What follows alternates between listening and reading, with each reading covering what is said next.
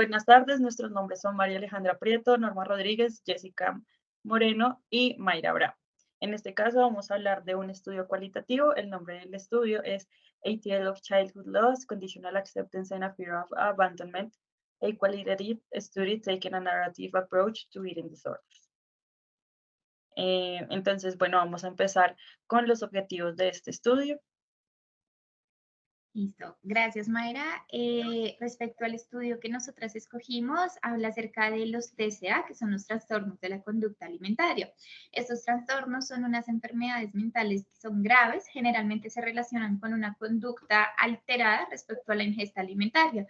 Puede traducirse en comportamientos desde comer de una manera descontrolada, a una falta de ingesta, a una conducta restrictiva. Digamos que hay diferentes tipos en los que se pueden presentar los TCA y generalmente afectan principalmente a niños, niñas, adolescentes y mujeres especialmente.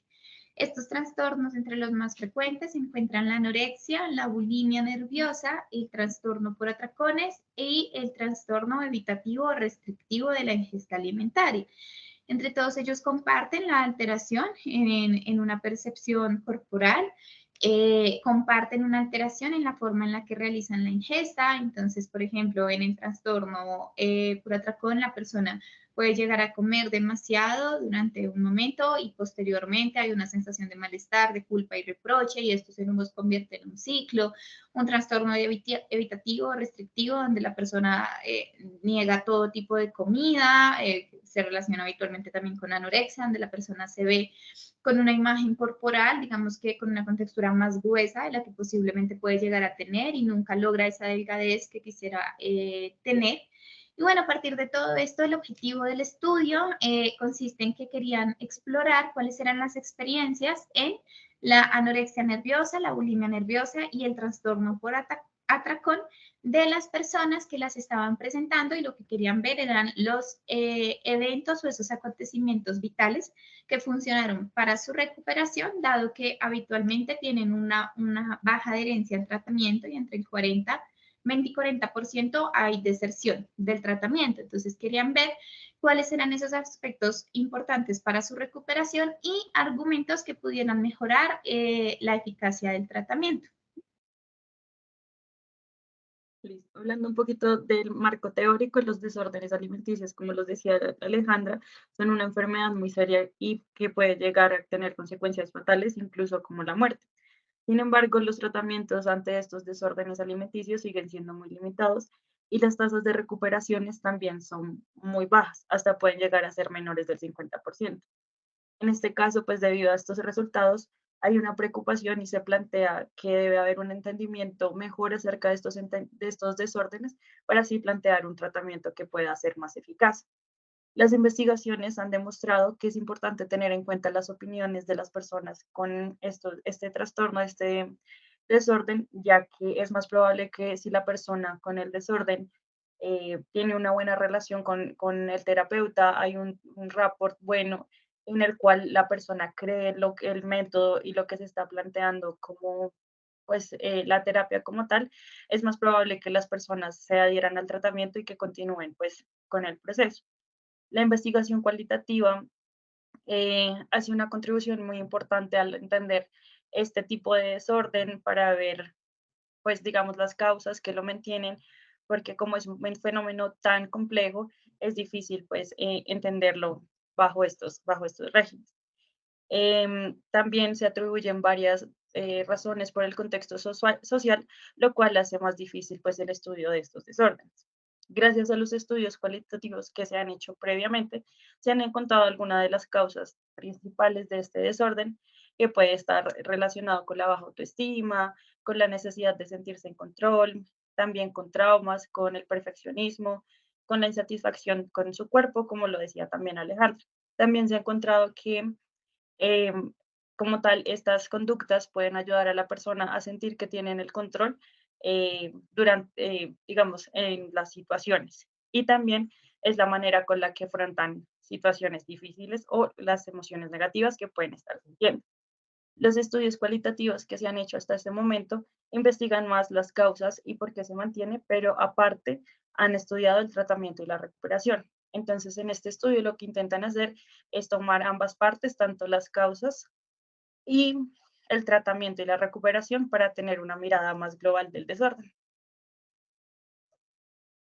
Ya en la parte del método se utilizó un método fenomenológico, el cual, bueno, este método es el que permite entender las percepciones, el significado, las perspectivas, experiencias y vivencias propias de cada persona. En este estudio se trabajó con las historias de vida de mujeres que han experimentado un TCA y se trabajó con un enfoque narrativo, permitiendo a los participantes contar su propia historia con el trastorno de la conducta alimentaria. Cabe recalcar que obviamente la experiencia es universal y no aplica para todos. Ya en las técnicas implementadas se utilizó una entrevista semiestructurada que consistía en preguntas abiertas formuladas para que las participantes como que pudieran tener una mayor apertura y mayor motivación a la hora de compartir. Se codificó la información a partir, bueno, primero se realizó una transcripción del audio de la entrevista y cada relato se resumió para ofrecer una visión general de cada narrativa y también, bueno, se enfatizó en los acontecimientos que destacaron y que fueron clave en su historia. A continuación de eso se utilizó un análisis narrativo estructural de cada resumen usando el enfoque laboviano, que entiende que los relatos personales, que entiende a los relatos personales como una representación de una serie de acontecimientos basados en forma de historia. Y bueno, las categorías preestablecidas y emergentes, en dado caso de que hubiese, eran pérdida de infancia, angustia, trauma y la función de afrontamiento del trastorno de conducta alimentaria, buscar ayuda, punto de inflexión y la información se trianguló a partir de la saturación de datos.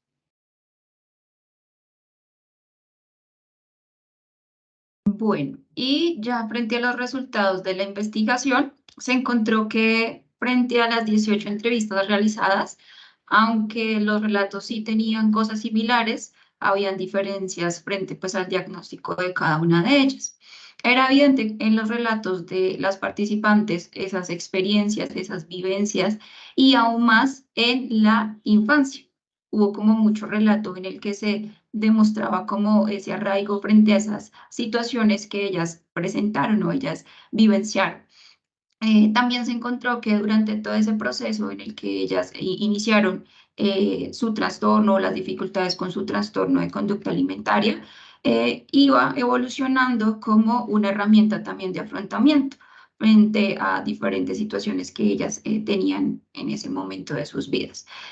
Frente a esa emoción o esas emociones que ellas tenían, se presentó mucho el tema de la angustia frente, digamos, a los cánones de aceptación o de comprensión frente a la estética, digamos, que estaba impuesta. Entonces también se vio que frente a esas situaciones y esos dilemas físicos que ellas tenían, el tema del trastorno de conducta alimentaria, de una u otra forma, ellas lo tomaban como herramienta o estrategia de afrontamiento. También se encontró frente a los resultados que este tipo de situaciones que ellas presentaban lo tomaban también como una resolución a los conflictos que ellos tenían.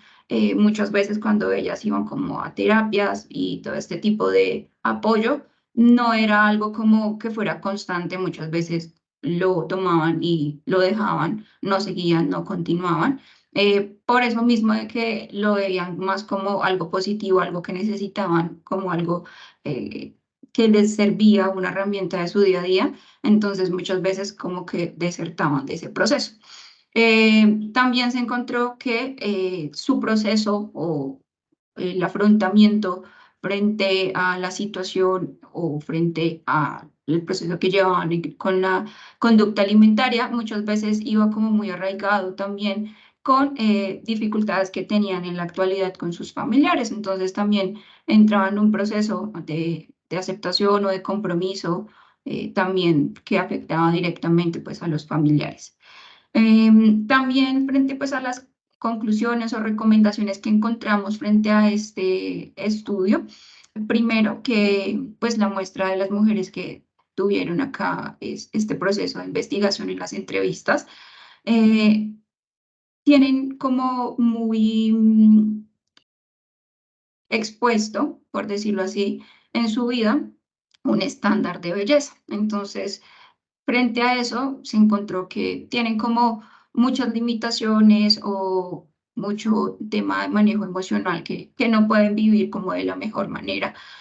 También se identificó que en esas narrativas de las participantes, al momento de contar sus historias, como lo mencionábamos, esas pérdidas de pronto por separaciones con sus padres o pérdidas, también digamos que tuvo un carácter fundamental en el desarrollo y digamos, atenuación del trastorno de conducta alimentaria.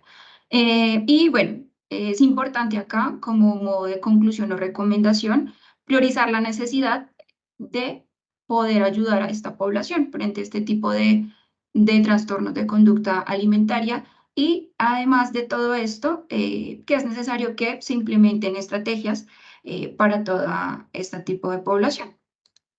Eso sería. Muchas gracias.